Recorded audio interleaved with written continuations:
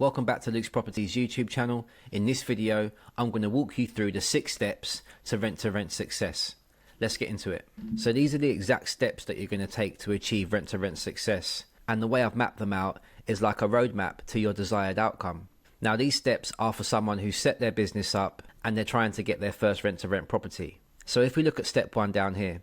Now once you've learned the theory and you understand rent fully, and you know how to communicate the service clearly and concisely, the first thing you need to be doing is going on viewings. Now before I got my first rent deal, I viewed around 40 properties, and I think you should do the same. Even if you don't get your first rent deal from those properties, you're going to learn so much from going on those viewings. You're going to build a rapport and a relationship with estate agents and landlords. You're going to learn what to say. You're going to get to practice your scripts and really fine-tune exactly what you say and how you say it, because rent is very much about how you position your service, how you communicate your service, and how you sell it to letting agents and landlords. And the best way to get good at something is to practice over and over again. So step 1 is to view 40 properties. Now as I've said, you should have already set your rent business up at this stage, but you haven't got any properties yet, and you probably feel like you're stuck. And sometimes, every now and again, maybe you feel discouraged. But I want you to know that you haven't spoken to enough people yet. That's why you haven't got your first deal. You haven't spoken to enough estate agents, you haven't spoken to enough landlords, and you haven't communicated your service correctly to them. So there's still a lot of work to do. So don't feel discouraged and don't feel stuck. Trust the process and do the work. So get out there and go and do 40 viewings. Make notes, build relationships, and really fine-tune your pitch. So once you've gone on those 40 viewings, you're now ready to move on to step 2, which is to offer on 10 properties. Now out of those 40 viewings, you should have found some good properties that have been advertised by agents or landlords. You viewed them and now you're ready to start making some offers. At this stage, you're going to be apprehensive but also excited. You're very close to getting your first deal, so you need to keep going. It's all a numbers game, so the more properties that you view, the more properties you're going to be able to offer on. And the more properties you offer on, the higher the chances that you'll be able to close and get the keys to your first rent deal. A lot of people would feel scared about offering on 10 properties, but not every landlord of each of those properties is going to agree to your offer. So when you make those 10 offers, the chances are only maybe 1 or 2 will accept your offer, which will work out best for you because you're probably working with minimal startup capital. You might not necessarily have £15,000 to £20,000 to invest in 3 or 4 rent deals. Whereas if you get an offer accepted on 1 or 2 properties, you should have around £5,000 to £10,000 to invest in those 2 deals. So you should have enough money there to get yourself started with your first 1 to 2 rent properties. So step 1, you've viewed 40 properties. Step 2, you've now offered on 10 properties. At this stage, you're really close to getting your first deal, so keep going. Now we'll move over to step 3. Now step 3 is you get the keys to your first deal. You get an offer accepted, the landlord's happy to work with you, and now at this point, all the hard work without making any money that you've done over the months is starting to feel like it's going to pay off. But then, as the human brain often does, you find other things to worry about. At this stage, you're probably worrying about spending too much on the refurbishment and setting the property up. So my advice would be to try and refurbish or furnish the property for under £4,000. Remember, you don't own the asset, so you don't need to spend loads of money on someone else's asset. You just need to improve the perceived value. You need to make the property homely and efficient. You don't need to turn it into a 5-star hotel. It's not your house, it's someone else's. So do what needs to be done. Improve the perceived value, but don't overspend. The more money you spend up front, the longer it's going to take for you to get your initial investment back. So yes, be creative and make the property look as attractive as possible, but do it on a budget. Once you've given the property a cosmetic refurbishment and furnished it, you then need to set up all of the bills in your company's name. So the gas, the water, the Wi-Fi, the council tax, all of the bills should now be set up in your company's name so that you can then re-rent the property out for a premium with all the bills included, because that's the unique selling point of this business model. The fact that tenants or guests can come and stay at your property and only pay you one payment that covers their accommodation and all of their bills all in one payment, which makes it a lot more convenient for them. And if you put yourself in your tenants or guests' shoes, they're probably moving around for work, they're on some sort of work placement. The last thing they want to be doing is sitting on the phone trying to set up council tax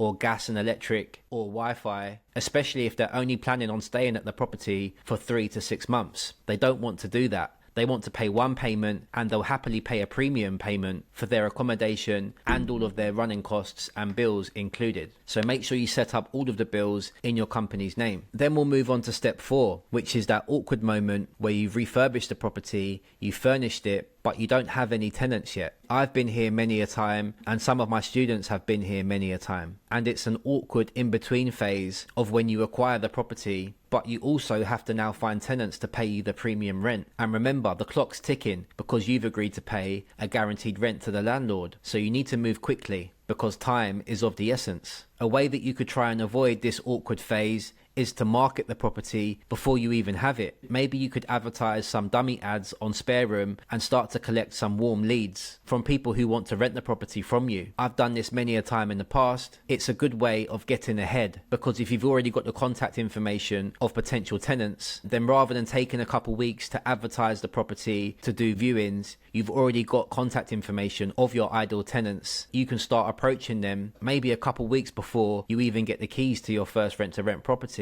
That way you can reduce the time of when you've paid the landlord their rent versus when you collect the rent from your tenants. So step 4 is really about going all in with the marketing. You need to advertise the property on all of the relevant platforms, so Spare Room, Open Rent, Gumtree, and you need to be proactive with messaging people back. So set up multiple Spare Room ads. The more nets you have in the sea, the more chances you've got of catching fish. Advertise on Open Rent and Gumtree. Give out leaflets to your ideal tenants, so contractors, people working on placements, nurses or doctors at hospitals, the reception at Amazon depots for Amazon workers, hotel car parks where you have contractors that will be staying in a hotel who would much rather stay in a house and pay less and be able to cook for themselves and feel more at home than being in a hotel. Give leaflets out to those types of people, your ideal customers. And generally speaking, you want to speak to as many people as you can and offer your services to as many people as you can. Get other people to recommend your services to as many people as possible. This is all a numbers game. The more people you speak to, the more chance you have of attracting your ideal tenants. Now, because the clock is ticking, it's normal to feel anxious at this stage. Until you collect some rent, you're going to feel like this. So understand that it's all part of the process and embrace it. You're also probably quite excited as well. And sometimes anxiety and excitement can feel similar. You just have to process this feeling correctly in your mind and try and interpret those feelings as excitement rather than anxiety. It's all part of the process, but really and truly, you've come too far to turn back now. So roll your sleeves up and find some tenants. You can do this. I believe in you. So get it done. The next step is step 5, maximizing margins. So you've got your first property, you found some tenants, hopefully a group of contractors that are going to pay you a premium, or maybe you filled the property up with individual tenants on a room by room basis, and you've created the perfect house share. An example of the perfect house share would be 5 nurses that all work at the same hospital, or 5 Amazon workers that all work at the same depot. You want people that work in the same field, that have like-minded working times, working schedules. If they work in the same field, they're already going to understand each other. They're going to be in and out of the house at the same sort of times, so you can control the energy when they're not in the house and when they are in the house, and make sure energy isn't getting wasted. But if they all work in a similar field, then the chances are they're going to get along and you're going to hear less complaints and there'll be less bickering going on, because they should all get on and understand each other. So at this point, you should have filled the property with good quality tenants, working professionals, think contractors, think nurses, engineers, welders, these types of people. So once you've found these tenants and you've collected 1 or 2 months rent from these tenants, then at this point you can take a few deep breaths and you can blow out all of that anxiety, because you've taken the correct steps to get to this stage. You've committed to guaranteeing the rent to the landlord or the agent, and you've now found good quality tenants that are going to pay you a premium, which will cover your guaranteed rent. It should cover the bills as well, and there should be a margin left over for your profit as a business, if you've done your numbers correctly, which if you come through my program, you 100% will do. So take a few deep breaths of relief, pat yourself on the back briefly, then you need to get back to work. Now you need to set the systems up and keep your expenses as low as possible. You need to make sure that tenants are paying on the same day each month, ideally